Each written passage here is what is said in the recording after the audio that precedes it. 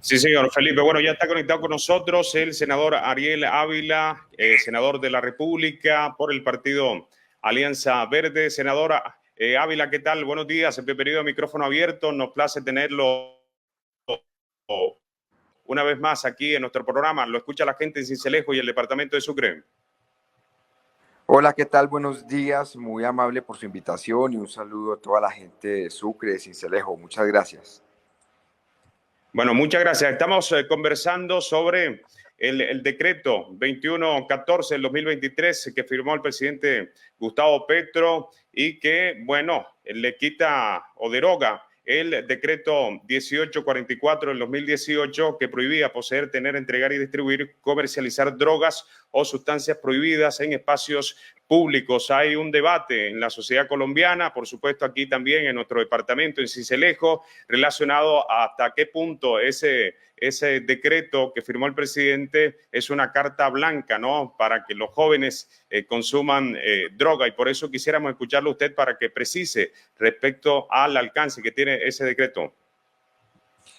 Bueno, mire, en lo fundamental para dejar unas claridades. Uno, en Colombia desde el año de 1994, es decir, yo apenas tenía 10 años, es legal consumir dosis mínima, derivado de una sentencia de la Corte Constitucional liderada en ese momento por la mejor corte constitucional que se tuvo por Carlos Gaviria Díaz, bajo el principio del libre desarrollo de la personalidad.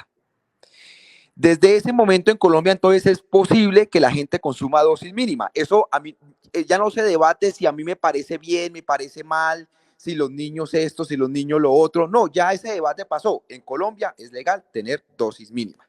Se esté de acuerdo o no se esté de acuerdo. Mucha gente no está de acuerdo, pero es legal. Mucha gente no está de acuerdo con pagar impuestos, pero hay que pagarlos. Entonces, eso es legal en Colombia. Dos, en el año 2016, 17, 18, se discutió un nuevo código de policía que actualizaba el viejo código de policía de los años 80 que tenía la Policía Nacional. Tres, basado en eso, el gobierno Duque en el 2018 emitió un decreto. El decreto no reemplaza la ley y la ley no reemplaza la Constitución. Un decreto donde básicamente prohibía el consumo de droga de dosis mínima en espacio público. A partir de ahí se generaron miles de comparendos y la gente los demandaba por violar el principio del libre desarrollo de la personalidad y se caían los comparendos, es decir, era un decreto ilegal. Cuarto, el gobierno Petro, basado en la sentencia, pues dice, esto es ilegal, no lo podemos tener, entonces se quita el pedazo donde se prohíbe consumir las dosis mínimas en espacio público. Esta es la historia, vuelvo y repito, aquí hay gente que está de acuerdo, que no está de acuerdo, bueno, puede ser, pero esa es la historia de esto. Luego, entonces, como se cae el decreto, ese decreto, y también la Corte Constitucional lo dice, obliga a que sean los alcaldes los que regulen el consumo de la dosis mínima. Que lo pueden hacer de tres formas: por espacio geográfico, por zona horaria, o prohibirlo en lo público y mandarlo todo a lo privado. Pero ahora eso cae, esa responsabilidad es de los alcaldes. Conclusión. Entonces le dicen a uno, entonces, ¿qué va a pasar en los parques? No va a pasar nada. Todo va a seguir como está, porque además jíbaros y consumidores tienen tomado la mayoría de los parques de las ciudades. Ahí no va a cambiar nada. Lo que esto obliga a la Policía Nacional es a dejar de perseguir consumidores que al final después demandan, no tienen que pagar ninguna multa y que se dediquen a perseguir traficantes. Esa es la historia de esto. Es sencilla, ahí no hay nada del otro mundo. Lo que pasa es que la gente esto lo vuelve un debate moral. No, pero entonces los niños y tal. No, sí, tienes toda la razón, pero pues ya ese debate ya pasó desde el año 94 porque ya en Colombia es posible consumir dosis mínimas. Es decir, para aclarar ese punto que me parece importante, son los alcaldes quienes finalmente en sus territorios deciden qué espacios están permitidos precisamente para el consumo de esas dosis mínimas. Exactamente, que además eso lo dice la Corte Constitucional, no es que lo diga el decreto, la Corte dice que los alcaldes podrán o deberán, no podrán, deberán ordenar en qué, bajo qué circunstancias se da el consumo de la dosis mínima. Yo le coloco, por ejemplo, este ejemplo, que esto es muy diciente de lo que está pasando hoy día. El señor Federico Gutiérrez fue alcalde de Medellín y durante su alcaldía, yo creo que hoy Medellín es la ciudad que más consume marihuana en la calle, que tiene un turismo sexual y un turismo de drogas disparado, que yo creo que es la ciudad con mayor turismo sexual y de drogas en el mundo que tiene. Y el señor se alborotó con la tumbada del decreto y él en su alcaldía no hizo nada. ¿Y qué va a hacer en esta segunda alcaldía? Pues tampoco nada, Medellín va a seguir consumiendo. Un poco para decirte que mucho del escándalo que hay ahorita es una pantomima. Está y la gente sale y grita, pero todo el mundo sabe que desde hace mucho tiempo la Corte Constitucional, no Petro, no nosotros los congresistas, la Corte Constitucional permitió el consumo de dosis mínima. Felipe Carlos Amaya, te escucha el senador Ávila. Un saludo, senador Ariel, me complace nuevamente compartir escenario con usted.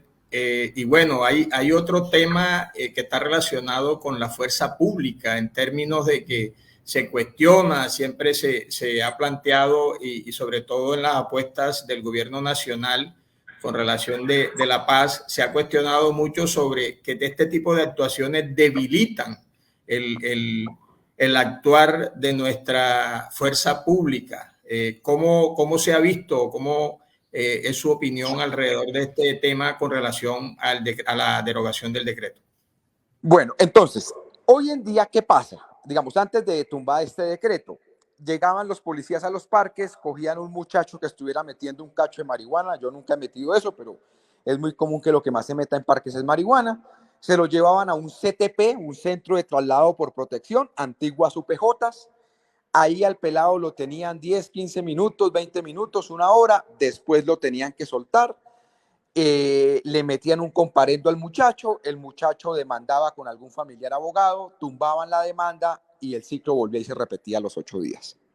Es decir, la policía se desgastaba en algo que no funcionaba. Eso es lo primero. Segundo, es cierto que hoy muchos dealers, jíbaros, pues, los que venden droga, se camuflan como consumidores antes del decreto y después del decreto. Es decir, venden 3, 4 papeletas en un parque y después van y recargan en una olla cercana, eso lo llaman pitufeo, y así se la pasan todo el día. Entonces, lo que se estaba dando es que distinguir entre consumidor y comercializador era prácticamente imposible. ¿Qué obliga esto? Esto obliga a la policía a tener mayores niveles de inteligencia para detectar es el jíbaro, el distribuidor y no el consumidor. Que si eso debilita la función de la fuerza pública, no, la fuerza pública puede llegar a un parque, pedirle la requisa a la persona y la persona le dirá, sí, estoy consumiendo eso, es mi dosis mínima, o si le encuentra más, podrá la policía concluir que es un traficante y se lo podrá llevar arrestado. No debilita en nada. Yo creo que lo que pasa es que obliga a la fuerza pública a tener mayores niveles de inteligencia, que es como se combate este mercado. Perfecto. Bueno, 6 de la mañana, 53 minutos, conversando con el senador Ariel Ávila sobre pues, el decreto que deroga las multas que la policía colocaba a las personas que tuvieran dosis mínima. Danilo Campo Robles, honorable senador Ávila, yo como edil, servidor público aquí en Cincelejo, en los parques habían consumidores, hubo control. Hoy por hoy no hay consumidores y dar esa autoridad a un alcalde de un territorio es delicado, pero es decir, esa autorización no viene de ahora, es cierto, senador. Es decir, ya eso viene de la Corte Constitucional, que obliga a que sean los alcaldes quienes determinen qué espacios se pueden utilizar para el consumo de dosis mínima. Siempre ha sido así. El gobierno nacional puede emitir un decreto nacional y el alcalde tiene que regular, interpretar ese decreto, porque no hay que olvidar que los alcaldes son la primera autoridad de policía en cada uno de sus territorios, de sus municipios. Eso no ha cambiado. Hay una cosa en esto y hay un temor que me parece es porque la gente no lo ha entendido, y hay un parque y entonces en el parque había gente que metía droga Y las familias comenzaron a ir al parque, sacaron los vendedores ambulantes, sacaron los vendedores de drogas, y el parque se volvió entonces un parque familiar. ¿Eso va a cambiar ahorita? No, no va a cambiar ahorita. Si la gente sigue utilizando sus parques, se apropian del espacio público, el parque va a seguir estando al servicio de la gente. ¿Qué es lo que pasa? Que en muchos parques donde la gente no va o va en unos horarios, en las noches pues se lo toman los consumidores. Pero ahí la forma es que tienen que haber acciones cívicas, ciudadanas, con la policía para recuperar ese espacio público. Eso no va a cambiar. Lo que yo le quiero decir aquí es que el alcalde tenga facultades para ordenar eso, siempre las ha tenido. Ahora, ojalá lo ordene. Eso es como las fiestas, las rumbas. Entonces, en Sincelejo hay una zona donde está la mayoría de discotecas y bailaderos. Y a esas zonas, no sé, y hay zonas residenciales donde no se pueden poner bailaderos y discotecas. Y hay unos horarios para esos bailaderos y discotecas. Entonces, para evitar que cada cual haga lo que se le dé la gana, lo mejor es regular eso. Es decir, que los alcaldes sí regulen para que todo el mundo sepa cuáles son las reglas de juego. El peor escenario es que no hagan nada y que entonces cada cual interprete esto como se le dé la gana. Haga de cuenta que esto es un mismo espacio de rumba fuerte. Entonces usted ve, si usted a las 3 de la mañana nota mucha rumba cerca a una zona residencial, usted llama a la policía, dice, mira, aquí es ilegal tener bares, esos vecinos no le bajan al equipo de sonido, le tienen que bajar, y el policía va y le dice, señor, si usted no le baja al volumen al equipo de sonido, le mete un comparendo. Y ya. Entonces, el peor escenario es no regular. Aquí lo que hay que hacer es regular. Perfecto, pero usted dice, senador, bueno, el decreto final, la cosa no va a cambiar, va a seguir más o menos lo mismo. Pero no, si la cosa va a seguir lo mismo, ¿no sería mejor no haber hecho eso? Porque le está causando un desgaste político más de lo que ya tiene el gobierno nacional. Totalmente de acuerdo con usted. Es decir, el gobierno pudo haber hecho eso en otro momento, porque igual eso no estaba funcionando, haberlo hecho en otro momento político, y lo hizo ahorita. Entonces el desgaste es monumental porque además la gente no lo entiende y le mete un discurso a esto moralista y sí es muy complicado. Entonces yo lo que creo es que sí, esto fue mal calculado políticamente, pues legalmente era lo que había que hacer, lo normal como funciona eso, pero pues el presidente es autónomo en lo que decide, pero sí, esto se hizo en un muy mal momento. Senador Ávila, hay una...